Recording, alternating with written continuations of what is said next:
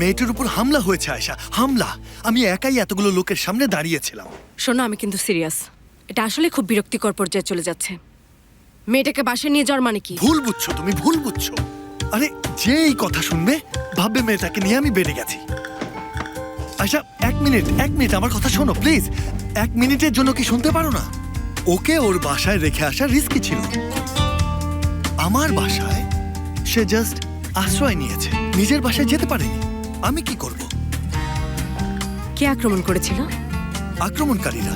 দেখো মোস্তফা, আশা দেখো, তোমাকে একটা কথা বলতে চাই। ঠিক আছে, তুমি ঠিকই করেছো, তোমার ঈর্ষা হওয়ার রাইট আছে। আমি হলে সবকিছু জ্বালিয়ে দিতাম, কিন্তু আসলে একটা ছোট, খুবই ক্ষুদ্র, পৃথিবীর সবচেয়ে সুন্দর একটা ভুল বোঝাবুঝি হয়েছে, ব্যাস এটুকুই। বিশ্বাস না হলে তুমি ফেরিয়াকে জিজ্ঞেস করো।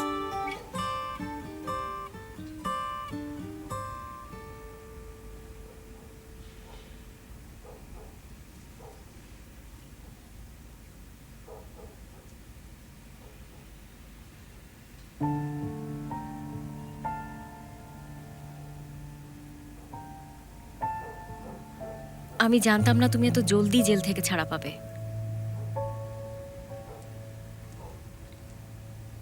আমিও জানতাম না।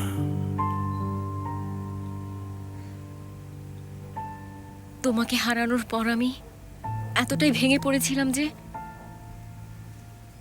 ভেবেছিলাম ফিরবে না। অপেক্ষা করেছি, তোমার বের হওয়ার অপেক্ষা। এরপর আশা ছেড়ে দিলাম।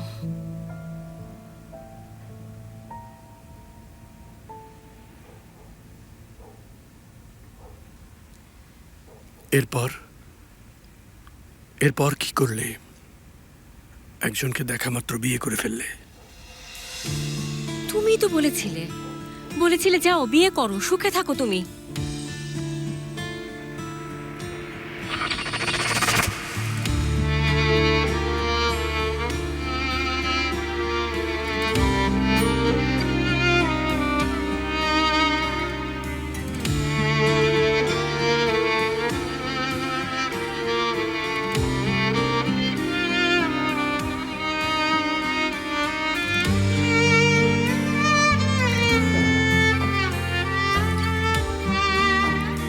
খুব কষ্ট হচ্ছে আমার।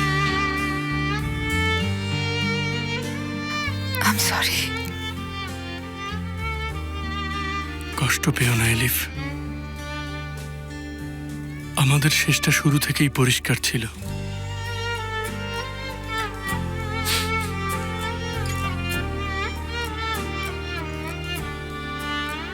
এখন আমি যা বলবো তুমি তাই করবে।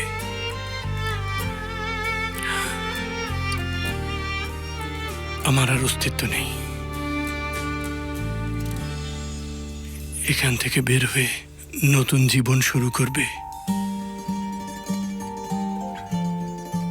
নতুন কাউকে খুঁজে নেবে, বিয়ে করবে, সন্তানের মা হবে। অন্য কোনো উপায় খুঁজে পাইনি আমি তোমাকে ভুলে যাওয়ার জন্য, নতুন করে শুরু করার জন্য। যদিও আমি জানতাম এটা বোকামি।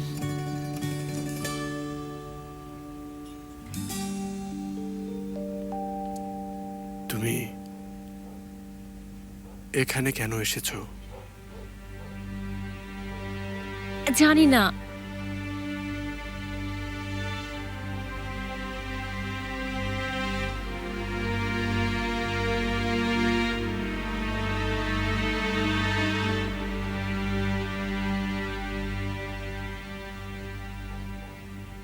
বাহারি সাহেব, আসলে আমি আপনাকে ধন্যবাদ জানাতে এসেছি ওই লোকটাকে ক্ষমা করে দেওয়ার জন্য। আমার বাড়িতে বন্দুক নিয়ে হামলাকারীকে ক্ষমা করে দিয়েছি। এটা আমি কারো জন্য করব না। এটা আমার জন্য করেছেন। করুণা জিনিসটা আমার জীবনের একটা বিরল অনুভূতি। আমার তা মনে হয় না। আপনি আসলে আপনার ভেতরের করুণা অনুভূতি বাইরে প্রকাশের ক্ষেত্রে একটু কৃপণ আর কি। হয়তো এটা বিরল, তাই আমি এটা খুব কম ব্যবহার করি। মেয়েদের ব্যাপার নিয়ে আমি জানি আপনি এখনো আমার উপর রেগে আছেন। সত্যি বলতে আসলে হ্যাঁ, তবে আমি চাই এটা শেষ হোক। একটা উদ্দেশ্য নিয়ে আমরা তার কাছে গিয়েছি। শোনো, মেয়েটির একটা বাবা আছে, ঠিক আছে, কিন্তু সে মৃত বলে ভান করছে। আমরা পুলিশ, গোয়েন্দা সবাই মিলে তার কাছে পৌঁছানোর জন্য একটা প্ল্যান বানিয়েছি। তুমি কিন্তু খুব বাজে গেম খেলছো মোস্তফা। তোমার এই চোখ দুটো আমি চিনি। ও আয়শা, সত্যি বলছি, আমার চোখ নষ্ট হয়ে যাক, সব শেষ হয়ে যাক। হোক, একবারের জন্য হলেও আমার সামনে হোক। আয়শা, তুমি আমার বানান ভুলগুলোও ঠিক করে দেবে? ঠিক আছে, করো। হামলা হয়েছে তোমাকে বলেছি, আর আমি তাকে আশ্রয় দিয়েছি। আশ্রয়। তোমাকে বিশ্বাস করতে বলছো? তোমার সাথে আমি বিট্রে করবো আয়শা? আল্লাহর দোহাই দিয়ে বলো, আমি তোমার সাথে বিট্রে করব? তোমার কাছ থেকে সবকিছুই আশা করা যায়।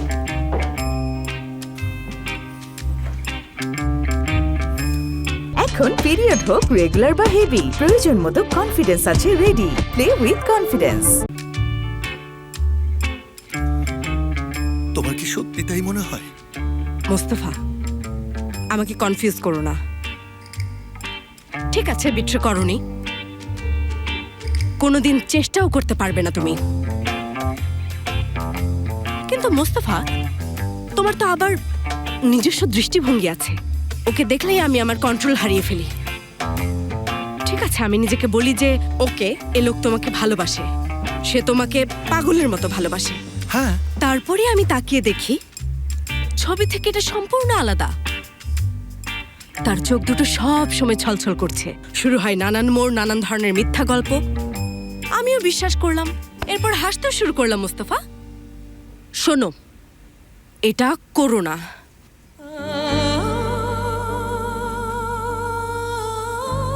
আমার দুনিয়াটা একমাত্র তুমি আছো বলেই ঘুরে দাঁড়ায় আয়শা।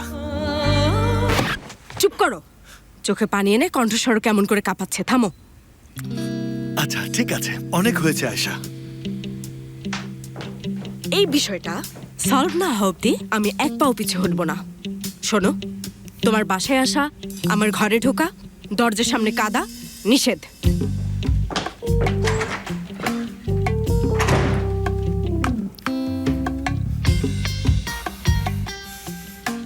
সে ঠিকই বলেছে, ঠিকই বলেছে। বাসায় এনেছো কেন? হোটেলে নিয়ে যাও, তোমার মাথাটা একটু খাটাও বোকা।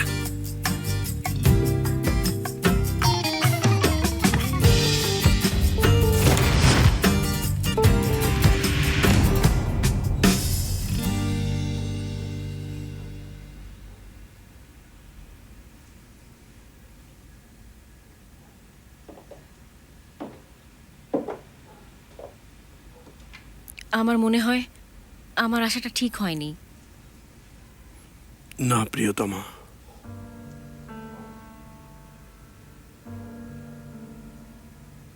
প্রিয়তমা কথাটা খুব মিস করেছি।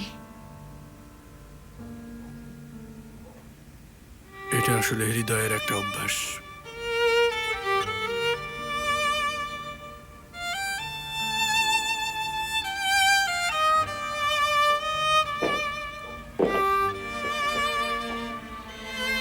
আমি তোমাকে কনফিউজ করতে আসিনি।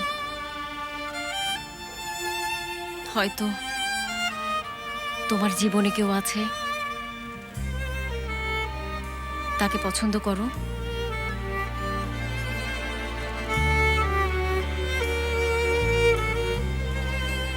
আছে জুলফিকার? আছে, বলতে পারছি না। তার মানে তাকে বলনি?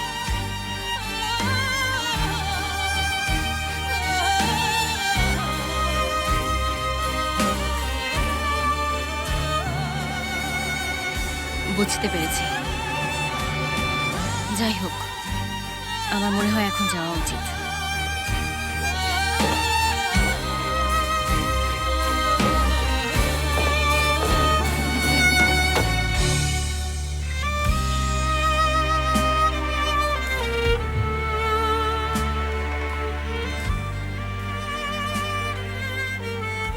জুলফিকার, এখন তুমি কি করবে ভাই?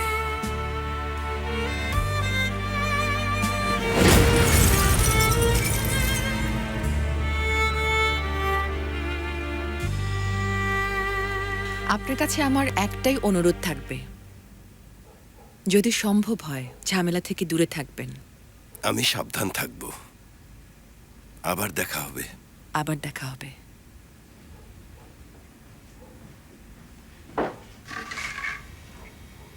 নামিক আসলে এখন পর্যন্ত ফোন করেনি, একবার বলেওনি কোথায় গিয়েছে। বাধ্য হয়ে তাকে আমি ফোন করলাম, কিন্তু ধরেনি। সে নিশ্চয় অনেক লজ্জিত, হয়তো বা একটু ভয়ও পাচ্ছে। যাই হোক না কেন, সে তো আমার ইসার বাবা। সে যদি অনুতপ্ত হতো আর নিজেকে সংযত করতো, অনেক ভালো হতো আমাদের। এমন কোনো সম্ভাবনা নেই। কেন? মানে সে তো আর আসবে না। আমার মনে হয় তার আশা ছেড়ে দেওয়া উচিত। হয়তো এটাই আমাদের জন্য ভালো হবে।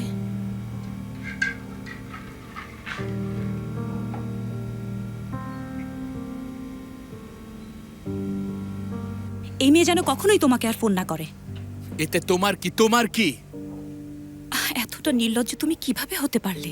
সদরুদ্দিন, তুমি আমার সাথে প্রতারণা করছো, অ্যাটলিস্ট এটা প্রকাশ্যে করো না। একটু তো লজ্জা হওয়া উচিত, একটু। কিসের কথা বলছো? কিসের লজ্জা হওয়া উচিত আমার? তুমি যখন অন্য একজনের মাধ্যমে সন্তান ধারণ করেছিলে তখন লজ্জা কোথায় ছিল? প্রেমে পড়েছি বলে আমার লজ্জা হওয়া উচিত? তুমি কি পাগল হয়ে গেছো নাকি? এক বিষয় এটা তুমি আমাকে বাধ্য করেছো, ভুলে যেও না। আমার ক্ষেত্রেও তাই। তাও এটা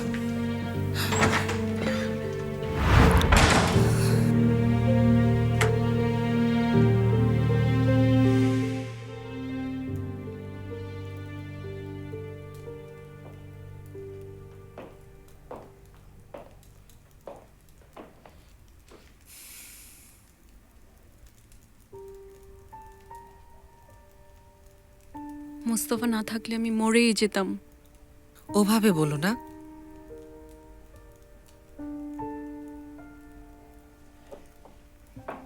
আমার জন্য সে নিজের জীবন ঝুঁকিতে ফেলেছে। ভেবে দেখেছো কে করবে এরকম? আমাকে বলো, তার প্রতি তোমার কি কোনো ফিলিংস কাজ করছে?